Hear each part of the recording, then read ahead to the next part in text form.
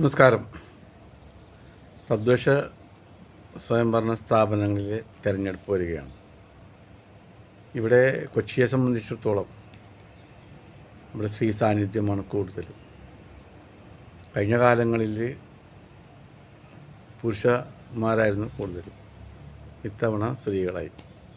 ഇനി ആര് വന്നാലും ഈ കൊച്ചിയെ സംബന്ധിച്ചിടത്തോളം ഈ പുരോഗമനം എന്ന് പറയുന്നത് കുറേ റോഡും കുറേ കാണയും പണിയാന്നുള്ളതല്ല. നമ്മൾ കാലാകാലങ്ങളിലായി കണ്ടുകൊണ്ടിരിക്കുന്നതും അത് തന്നെയാണ്.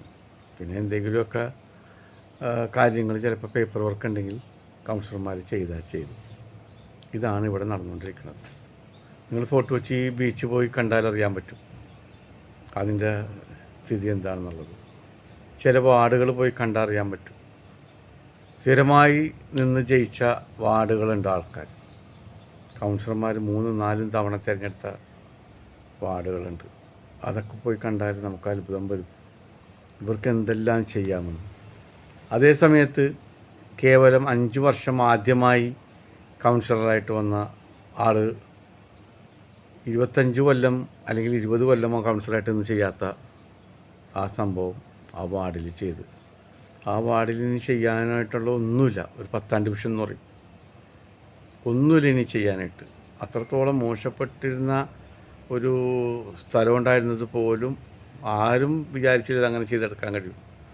അതുവരെ വളരെ ഭംഗിയാക്കി ചെയ്ത് ആ ഡിവിഷൻ കംപ്ലീറ്റ് ആക്കി എന്നുള്ളതാണ് വർക്ക്.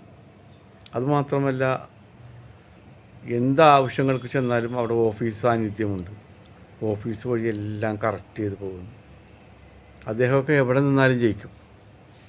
അതാണ് എൻ്റെ ഏറ്റവും വലിയ പ്രത്യേകത. അപ്പോൾ അങ്ങനെയുള്ള കൗൺസിലർ ഭാവിയിൽ വരണം. ഇനി ഒന്നുമില്ലെങ്കിലും ഇനി കൗൺസിലേഴ്സ് ഇവിടെ പുതിയതായിട്ട് വന്നാൽ തന്നെയും അവർ ഈ 10ാം ഡിവിഷനിലൊരു കൗൺസിലറിൽ യുക്തിപരമായി എന്തൊക്കെ ചെയ്തു, ഇനി നമ്മളെ കൗൺസിലായി തിരഞ്ഞെടുക്കപ്പെട്ട് കഴിഞ്ഞാൽ നമ്മുടെ സ്ഥലത്ത് എന്തെല്ലാം നമുക്ക് ചെയ്യാം എന്നുള്ളത് ശരിക്ക് സ്റ്റഡി ചെയ്ത് വരുന്ന ആളുകൾ ചെയ്യണം.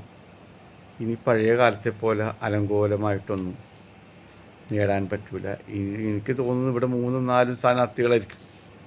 എനിക്ക് തോന്നുന്നു ഒരു ലോട്ടറി ആയിരിക്കും ജയിക്കുന്ന ആൾ. കാര്യം ആര് ജയിക്കുമെന്ന് പറയാൻ പറ്റാത്തൊരു സ്ഥിതിവിശേഷത്തിലാണ് ഇപ്പോൾ ഈ കൊച്ചിയെ സംബന്ധിച്ചിടത്തോളം കിടക്കുന്നത്. എന്തായാലും നല്ലൊരു സ്ഥാനാർത്ഥിക്ക് നിങ്ങൾ വോട്ട് കൊടുക്കുക.